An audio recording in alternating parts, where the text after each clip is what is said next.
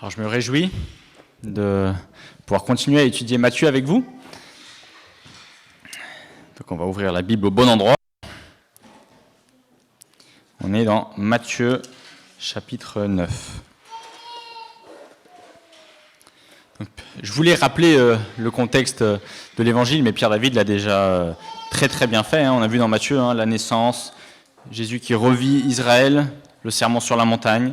Puis on est arrivé dans une section, là, chapitre 8 et 9. C'est des miracles qui s'enchaînent. Et quelque part, il y a un peu une escalade dans ces miracles, quand on regarde bien. On a d'abord Jésus qui est plus fort que la maladie, il guérit des personnes. Après, il est plus fort que la tempête, il guérit la tempête. Il est plus fort que le monde invisible, il va chasser des démons. Et aujourd'hui, on va voir qu'il est même encore plus fort que la mort elle-même. Et ça, c'est quand même un truc qui est assez surprenant. Tout être humain, à un moment donné, est voué à mourir. C'est quelque chose qu'on constate tous. Je ne sais pas si vous avez déjà réfléchi à ça. Il y a un sens dans lequel c'est assez surprenant, même scientifiquement, on ne peut pas tout expliquer, parce que le corps humain, et c'est pour tous les autres êtres humains, sont capables de générer des nouveaux cellules. C'est comme ça qu'on se blesse, le corps se répare. C'est comme ça aussi qu'on fait des enfants. Le corps est capable de générer des cellules nouvelles. Pourtant, le corps ne le fait pas de façon... Au contraire, ça ralentit. Puis à un moment donné, les organes sont tellement mal en point que voilà, la machine est obligée de s'arrêter, c'est normal. Nous sait pourquoi c'est comme ça, c'est depuis la chute. Mais on va voir que Jésus, il est même plus fort que cette mort-là. J'aimerais introduire notre prédication en parlant d'un homme du XVIIIe siècle qui s'appelle John Newton. Je pense qu'il y en a beaucoup ici qui le connaissent. Vous avez chanté... son chant, je crois, c'est la semaine dernière, juste après la prédication, Amazing Grace. C'est grâce infinie. Donc c'était un homme qui venait d'Angleterre et qui était marchand d'esclaves. Vous vous souvenez, à l'époque, les bateaux partaient d'Europe, ils allaient en Afrique, à la côte, où là-bas ils venaient, ils achetaient des esclaves. Les Africains, les tribus là-bas se faisaient, et puis dès qu'ils les ramenaient au ils s'étaient intéressés par les Européens qui leur donnaient de l'argent pour ça. Et puis, hop, les bateaux repartaient à travers l'Atlantique, où ces esclaves étaient dans des conditions terribles, mouraient. Et après, ils devaient travailler de force dans souvent ces plantations. Et puis la marchandise repartait en Europe, était vendue. Puis le bateau, après, avait de l'argent. Il pouvait repartir acheter des esclaves. Et puis, il faisait du profit comme ça. Et donc, John Newton, il faisait partie de ces gens-là qui faisaient ça. C'était horrible. Et un jour, il se convertit. Il vient au Seigneur et il se rend compte de son péché et combien c'était atroce ce qu'il avait fait pendant ces années-là à d'autres êtres humains aussi créés à l'image de Dieu. Et il écrit un chant, ce Amazing Grace, qui commence au début en disant que j'étais aveugle, mais maintenant je vois. Et dans ce texte aussi, on va parler d'aveugles qui vont recouvrir la vue. Et ce qui est assez ironique, c'est que John Newton, à la fin de sa vie, il devient réellement aveugle. Donc il perd la vue. Mais par contre, spirituellement, son cœur, il voit encore très bien. Et dans le texte d'aujourd'hui, on va voir qu'il y a deux aveugles qui physiquement ne voient pas, mais spirituellement, ils voient très bien les choses et ils comprennent que Jésus est le Messie et ils vont le suivre et Jésus va leur accorder la guérison physique. Donc aujourd'hui, on finit cette section des miracles. C'est toute une série de miracles qui est en 3 parties. Et aujourd'hui, on va voir la 3e partie. Et puis la semaine prochaine, on va voir l'appel et puis des discours d'enseignement de nouveau de Jésus. Alors je vous invite à ouvrir Matthieu 9. On va lire le texte qui nous concerne. C'est Matthieu 9, verset 18. Et on va jusqu'au verset 34. On ne va pas tout à fait finir. Et on va clôturer cette section des miracles de Jésus. Tant de leur adresser ces paroles, un chef arriva, se prosterna devant lui, donc en parlant de Jésus, et dit « Ma fille est morte il y a un instant, mais viens, pose ta main sur elle et elle vivra. » Jésus se leva et le suivit avec ses disciples. C'est alors qu'une femme souffrait d'hémorragie depuis 12 ans, s'approcha par derrière et toucha le bord de son vêtement, car elle se disait « Si je peux toucher son vêtement, je serai guéri. » Jésus se retourna et dit en la voyant, « Prends courage, ma fille, ta foi t'a sauvée. » Et cette femme fut guérie dès ce moment. Lorsque Jésus fut arrivé à la maison du chef, il vit les joueurs de flûte et la foule bruyante. Il leur dit, « Retirez-vous, car la fille n'est pas morte, mais elle dort. » Et il se moquait de lui. Quand la foule eut été renvoyée, il entra, prit la main de la jeune fille, et la jeune fille se leva. Cette nouvelle se propagea dans toute la région. Quand Jésus partit de là, il fut suivi par 2 aveugles qui criaient « Aie pitié de nous, fils de David !» Lorsqu'il fut arrivé à la maison, les aveugles s'approchèrent et dirent à Jésus,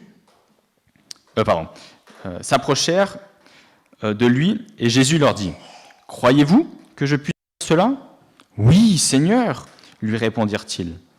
Alors, il toucha les yeux en disant, « Soyez traités conformément à votre foi. » Et leurs yeux s'ouvrirent. Jésus leur recommanda avec sévérité, « Faites bien attention, que personne ne le sache. » Mais, à peine sortis, ils parlèrent de lui dans toute la région. Comme il s'en allait, on amena à Jésus un démoniaque muet. Il chassa le démon et le muet se mit à parler. La foule disait, émerveillée, « On n'a jamais rien vu de pareil en Israël. » Mais les pharisiens disaient, « C'est par le prince des démons qu'il chasse les démons. » Alors j'aimerais ce matin étudier ce texte en 2 parties. La première partie, ça concerne les versets 18 à 26, où on va voir que Jésus est plus fort que la mort. C'est dans la suite logique, on a vu plus fort que les maladies, que la tempête, que les démons, mais il est aussi plus fort que la mort elle-même. Et puis une deuxième partie, on va voir que Jésus nous ouvre les yeux comme des aveugles spirituels pour la vie éternelle. Alors on commence par cette première partie, Jésus qui est plus fort que la mort. Donc il y a un chef. Est-ce que vous avez suivi lors de la lecture de Pierre-David ? Matthieu ne le dit pas, mais comment il s'appelle ce chef ? Jairus, excellent. Et on ne sait pas énormément de choses sur Jairus, mais on sait que c'était un chef des Juifs. Donc à l'époque, ça veut dire qu'il était responsable pour une synagogue. C'est lui qui avait un peu un rôle, on va dire, de pasteur. Il devait diriger les fidèles dans l'adoration, dans la synagogue. Sûrement très respecté, une personne plus importante. Et puis il avait une fille. Et il y a un sens dans lequel Jairus nous fait beaucoup penser à un autre chef juif qu'on connaît aussi dans la Bible. Je ne sais pas si vous pensez au même. Il y en a un autre qui va voir Jésus, c'est Nicodème. Et les deux, dans un sens, se ressemblent beaucoup. Ils ont un peu le même statut social.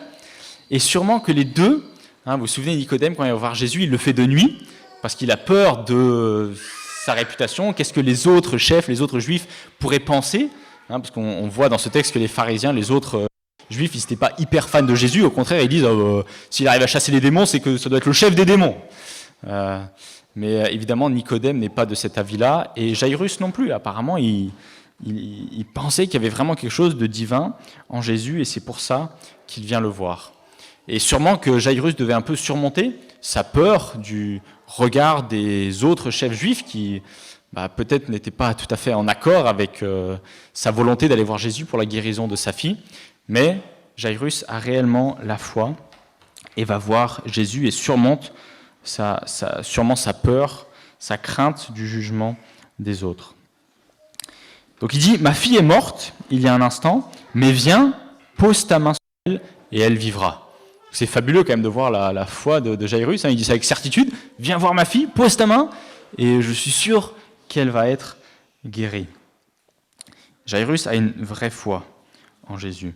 Et puis il s'interpose dans cette histoire, je ne sais pas si vous l'avez remarqué, l'histoire commence avec Jairus, sa fille, puis sur le chemin où Jésus va aller voir cette fille, on rencontre une autre femme, cette fois-ci une femme adulte qui a une hémorragie depuis 12 ans. Alors on ne sait pas exactement qu'est-ce que c'est, sûrement que c'est dû à la perte de sang que les femmes ont chaque mois, mais parfois il y a des maladies qui font que ça dure tout le temps en fait.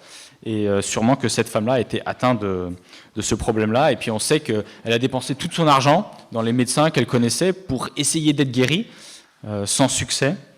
Mais elle aussi, elle a foi en Jésus. Et elle se dit, si seulement je pourrais toucher le vêtement de Jésus, alors je pourrais être guérie. Il faut vraiment avoir en tête le contexte, combien ça devait être dur pour cette femme, parce qu'elle est née dans un contexte juif, avec les lois de Moïse qu'on connaît très bien, de pureté, Lévitique 5, Lévitique 25. Je vois les yeux de Anne qui s'ouvrent, ça ne va pas être facile, parce que tu étais censé être impur pendant le moment où tu avais des saignements, donc tu sortais du camp, en fait, tu allais avec les autres femmes qui étaient impures, et là, elle, ça durait tout le temps, donc l'impureté non-stop, ça devait vraiment pas être cool. Ça veut aussi dire qu'elle avait jamais l'occasion, en fait, de venir au temple pour prier, parce qu'elle était dans un stade d'impureté. On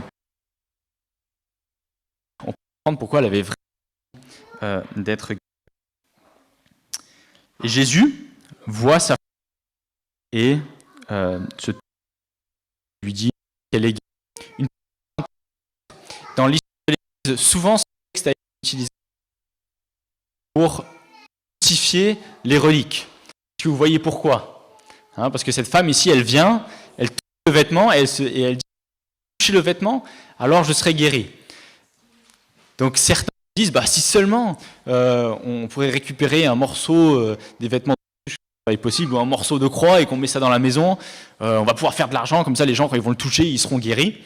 Mais évidemment, dans ce texte ici, qui guérit, c'est pas le vêtement de Jésus, mais c'est la foi que la femme avait en Jésus. Ça va, Anne? Okay. Ah oui, voilà.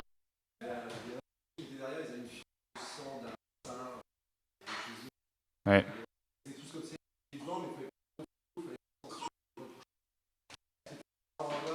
Ouais. Bon, ça c'est clairement de la superstition. C'est pas parce qu'on trouve un morceau de tissu quelque part et quelqu'un dit que c'est le morceau du vêtement de Jésus qu'on peut toucher et être guéri. Et d'ailleurs, on le voit très bien dans le texte. La femme, elle sait très bien que ce qui la sauve, c'est lui-même. C'est pas son vêtement. C'est pas si son vêtement serait autre part et qu'elle l'aurait touché, elle serait guérie.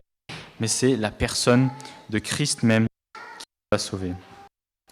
Et on voit combien Jésus est plein d'amour pour cette femme. Et je ne sais pas si vous l'avez noté, mais les paroles que Jésus dit ici, prends courage, ta foi t'a sauvé. La même phrase, il l'a dit à quelqu'un d'autre des miracles avant. Est-ce que quelqu'un se souvient? C'est aussi quelqu'un qui est mal en point. Il y a des amis qui viennent, qui le ramènent. Exactement. Et là aussi, Jésus, il pourrait quelque part être énervé, dire mais pourquoi tu viens ici m'interrompre? Avec la femme, il pourrait dire pareil, là, je suis en chemin, je veux guérir quelqu'un, qu'est-ce que tu viens tirer mon habit? Non, Jésus, il réagit pas comme ça, mais il est plein de bonté, il dit prends courage, ta foi t'a sauvé.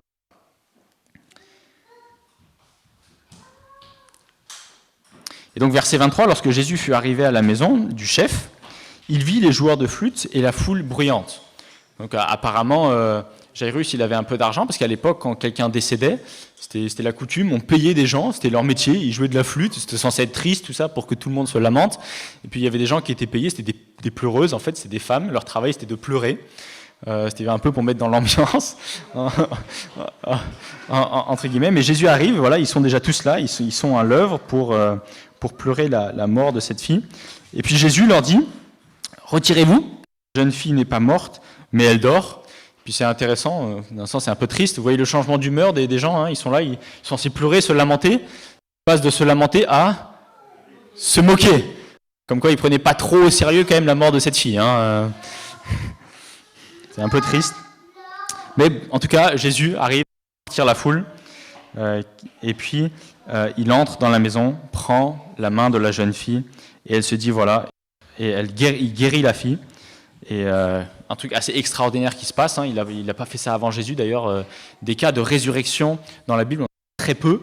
Bien sûr, le plus grand, c'est quand Christ va ressusciter lui-même, mais il a fait une résurrection aussi déjà avant la sienne ici.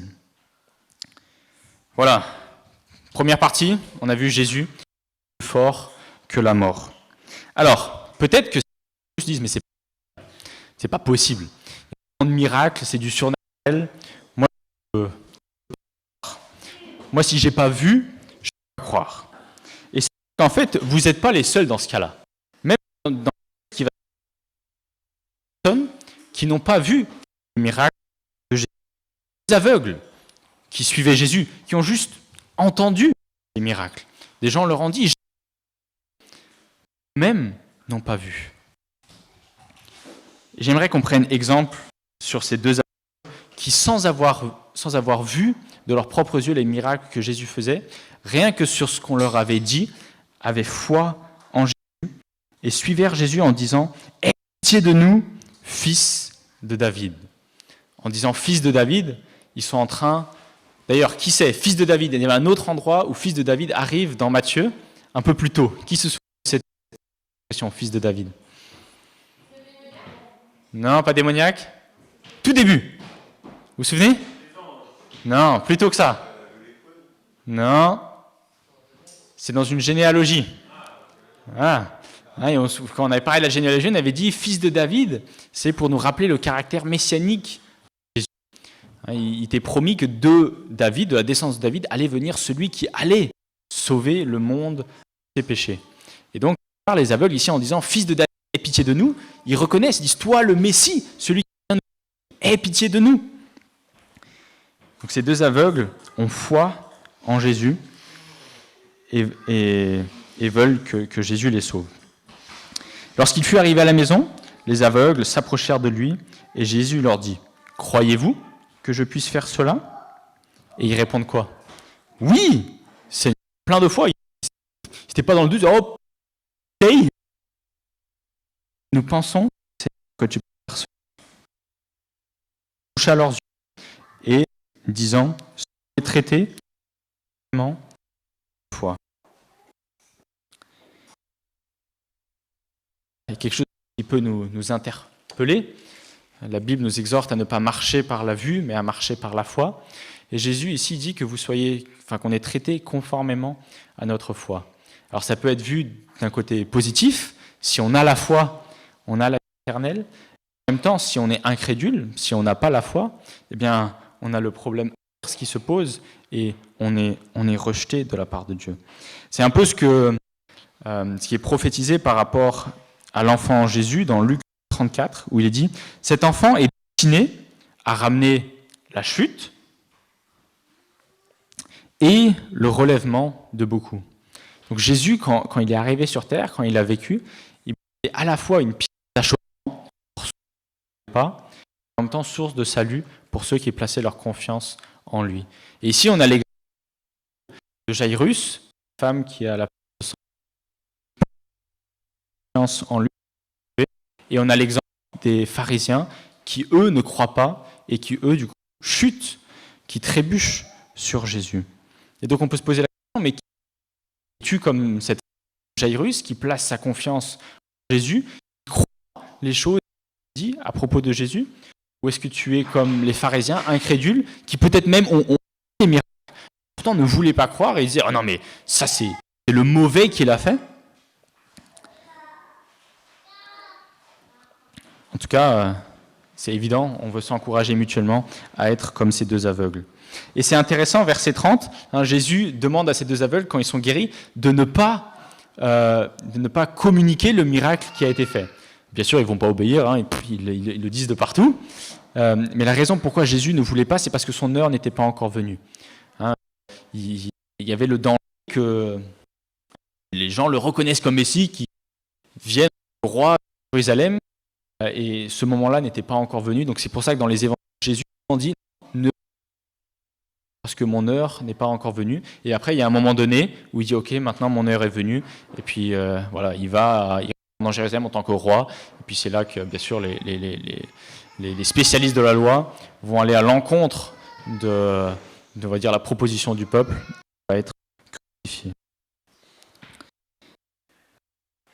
Et c'est intéressant. J'ai rigolé dans le commentaire de John dit Jésus leur ouvre les yeux pour leur fermer les bouches. C'est rigolo, il leur ouvre les yeux et leur dit vous ne devez pas en parler. Je vais vous lire encore peut-être deux textes. Le premier est dans Luc 16 pour revenir sur cette question d'incrédulité. Est-ce qu'on peut vraiment croire que les miracles qui ont été faits sont réellement passés et cru. Donc, c'est l'histoire dans Luc 16 de l'homme riche. Je lis un peu l'histoire. en tout cas à partir du verset 27, le riche, qui se retrouve en enfer, dit « Je te prie alors, Père, d'envoyer Lazare chez mon père, car j'ai encore 5 frères. C'est pour qu'ils les avertissent, qu'ils n'aboutissent pas eux aussi dans le même lieu de souffrance. » Abraham lui répondit, « Ils ont Moïse et les prophètes, qu'ils l'écoutent. » Le riche dit, « Non, père, non, père, Abraham, mais si quelqu'un vient de chez les morts vers eux, ils changeront d'attitude. » Abraham dit, « S'ils n'écoutent pas Moïse et les prophètes, ils ne se laisseront pas non plus persuader si quelqu'un ressuscite. » Et c'est exactement ce qui s'est passé plus tard. Jésus ressuscite d'entre les morts. Nombreuses personnes qui sont restées incrédules. C'est un petit passage dans Thomas aussi, Thomas à croire à la résurrection de Jésus. Et voilà ce qu'il en est dit. Thomas, appelé Didyme, l'un des 12, n'était pas avec eux lorsque Jésus vint. Les autres disciples lui dirent donc, « Nous avons vu le Seigneur !» Mais il leur dit, « Si je ne vois pas dans ses mains la marque des clous, et si je ne mets pas mon doigt, et si je ne mets pas ma main de son côté, je ne croirai pas. » Donc il crucifie des trous dans les mains, il a été transpercé aussi de côté. Et Thomas, il dit, si je peux pas mettre mon doigt dans ses mains, et si je peux pas mettre ma main de son côté, je crois pas. Il est ressuscité. 8 jours après, les disciples de Jésus étaient de nouveau dans la maison et se trouvaient avec eux. Jésus, alors que les portes étaient fermées, se tint au milieu d'eux et dit, « Que la paix soit avec vous. » Il dit à Thomas, « Avance ton doigt ici et regarde mes mains. Avance aussi ta main et mets-la dans mon côté. Ne sois pas incrédule, mais crois. » Thomas répondit, « Mon Seigneur et mon Dieu. » Jésus lui dit, « Parce que tu m'as vu et que tu as cru, heureux. » Donc, Thomas dit ça parce qu'il a cru et parce qu'il l'a vu. Et après, Jésus dit, « Heureux ceux qui n'ont pas vu et qui ont cru. » Et ça nous concerne directement. Nous, on n'a pas vu Christ ressuscité il y a 2000 ans, mais heureux sommes-nous qui avons cru sans avoir vu. Et j'aimerais peut-être vous donner un autre argument qui devrait nous pousser à croire que la résurrection a été réelle et que Jésus est réellement plus puissant que la mort.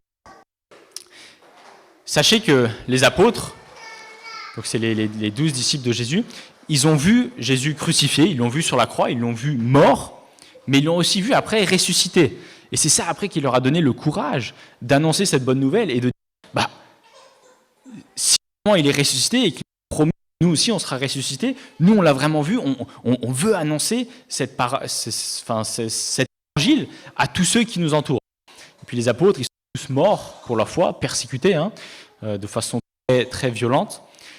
Il y a beaucoup d'êtres humains qui sont prêts à mourir sur Terre pour des choses qui pensent être vraies. On pense à des terroristes qui sont prêts à se tuer parce qu'ils pensent aller au paradis par leur action. Mais ici, le cas est quand même très différent, dans le sens que eux, si vraiment Christ n'était pas ressuscité, ils devaient savoir que c'était faux, en fait, leur message qu'ils communiquaient. C'est pas comme le terroriste on a dit quelque chose, qui pense que c'est vrai et qui va agir en fonction. Ici, les apôtres, si Christ ne serait pas ressuscité, ils ont dû savoir que c'est un mensonge ce qu'ils sont en train de raconter. Ils sont tous fous, soit ils ont halluciné de façon collective pendant plusieurs jours à voir Christ ressuscité. Mais la réalité, c'est qu'ils étaient prêts à mourir pour une chose qu'ils avaient eux-mêmes vue. Et ça, c'est quelque chose, en tout cas, qui me rassure et qui me dit que si les apôtres étaient prêts à mourir pour quelque chose qu'eux ont réellement vu, alors moi aussi, je veux leur faire confiance et je veux les suivre là-dedans. Et c'est un peu aussi la disposition qu'avaient nos 2 aveugles dans notre texte. Ils n'ont pas vu les miracles de Jésus, ils ont juste entendu, et pourtant, ils ont fait confiance, ils ont cru, et ça a été extrêmement bénéfique pour eux.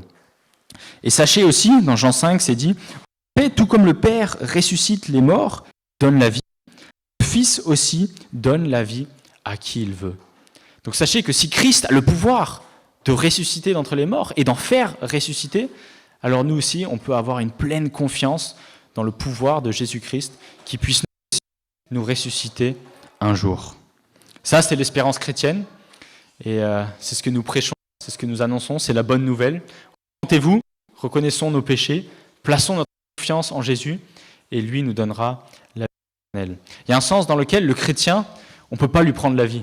Parce que même si on le tue, Jésus viendra nous ressusciter au dernier jour. Et c'est cette espérance-là qui a fait que des milliers de chrétiens ont été prêts à perdre leur vie lors du 1er siècle, sous l'Empire romain. Les Romains qui se sont dit, plus on persécute les chrétiens, on va s'en débarrasser. Mais ce qui se passait, c'est qu'ils avaient telle espérance, mis dans les arènes, mangés par les lions, que les gens étaient surpris de voir que les gens étaient juste prêts à mourir, parce qu'ils savaient de pouvoir sur eux, que du coup, la chrétienté a que fait de grandir, jusqu'à ce qu'un jour, elle soit devenue tellement grande que voilà, les politiciens ont dit, oh, peut-être ce serait bien qu'on devienne chrétien aussi. Voilà. En tout cas, voilà, moi j'aimerais nous encourager à placer notre confiance en Christ, qui a le pouvoir sur la mort, qui ouvre son évangile à tous. C'est aussi surprenant de voir quand on compare Jairus et cette fille qui a un écoulement de sang pendant 12 ans, en quoi ils sont vraiment tellement opposés. J'aimerais une petite liste. Jairus, c'est une personne d'importance. La femme, c'était un peu Madame Personne. Lui, c'était un dirigeant juif. Elle était anonyme, sans prestige. Lui, sûrement, avait de l'argent. Il pouvait se payer des pleureuses. Elle avait tout dépensé dans les médecins. La fille de Jairus pouvait supposer en bonne santé pendant 12 ans. Elle avait un écoulement de sang pendant 12 ans. Donc vraiment des opposés totales, même de sexe opposés. Et pourtant, Jésus ouvre ses bras grands ouverts pour personne. Aujourd'hui, pour nous ouverts, peu importe notre statut social, peu importe si on est homme, femme, si on est un enfant, si on a 95 ans, peu importe, Jésus est là pour nous accueillir. Je lis un dernier dans 2 Corinthiens 5 qui parle de Jésus qui peut nous ouvrir les yeux, un peu comme ces deux aveugles à qui il a ouvert les yeux, pour que nous puissions voir les choses spirituelles, les choses qu'on ne peut pas palper, mais les choses qui sont vues par la foi. 2 Corinthiens, chapitre 5. Chapitre 3, les versets 14 à 16, en parlant des Juifs de l'époque qui étaient aveuglés et qui avaient besoin que Christ leur retire le rideau qu'ils ont devant les yeux. Et peut-être que certains d'entre nous aussi, on a un rideau et on veut prier le Saint-Esprit pour qu'il retire ce rideau. Mais leur intelligence s'est obscurcie.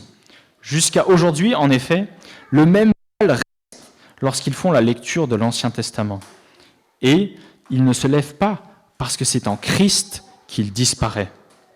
Jusqu'à aujourd'hui, quand les écrits de Moïse sont lus, un voile recouvre leur cœur. Mais lorsque quelqu'un se convertit au Seigneur, le voile est enlevé. Ça, c'est ce qui se passe spirituellement dans le cœur de quelqu'un qui est né de nouveau. Et l'image qu'on a vue ce matin, c'est ces deux aveugles à qui la vue a été redonnée. Et on veut prier pour nous tous que Christ retire le voile qui est devant nos yeux pour que nous puissions voir la vérité en face. Donc on a vu dans notre texte que Christ, il est plus fort que tout, suprêmement, même plus fort que la mort, et qu'il nous donner l'inverse de la mort à tous ceux qui placent leur confiance en lui, c'est-à-dire la vie éternelle. Et il suffit d'avoir foi en Christ. C'est ce qui est répété dans ce texte. Plein de... À chaque fois, c'est ta foi t'a sauvé. Tes œuvres sont sauvées. C'est pas parce que tu es un bon être humain, parce que tu fais de bonnes choses que tu es sauvé, mais c'est parce que tu as la foi, tu as la confiance en Christ. On va prier. On va pouvoir continuer par un chant. Seigneur, on te remercie pour ta parole. Merci pour ce passage dans l'évangile de Matthieu qui nous rappelle les miracles qui ont été effectués par toi il y a 2000 ans sur terre. Notre cœur est bien souvent incrédule. On a du mal à croire que c'était réel, que ça s'est vraiment passé comme ça.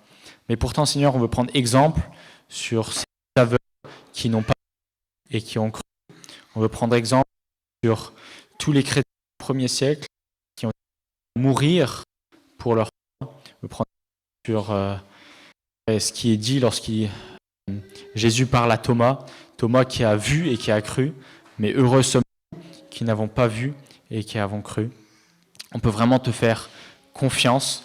Tu es le Dieu qui a transformé ma vie, tu es le Dieu qui a transformé beaucoup de nos vies. Et ce matin, comme tous les dimanches, on veut venir devant toi parce que nous sommes des pécheurs, des gens qui faisons le mal. Nous en avons conscience, nous ne méritons pas être dans ta présence. Nous sommes malades spirituellement et nous avons besoin que tu nous guérisses. Tu guérisses notre âme, tu guérisses la vue de notre cœur, dire que tu retires le voile qui recouvre les yeux de notre âme. Seigneur, je te prie que tu fasses cette œuvre-là, que nous tous ici, nous puissions avoir confiance en toi,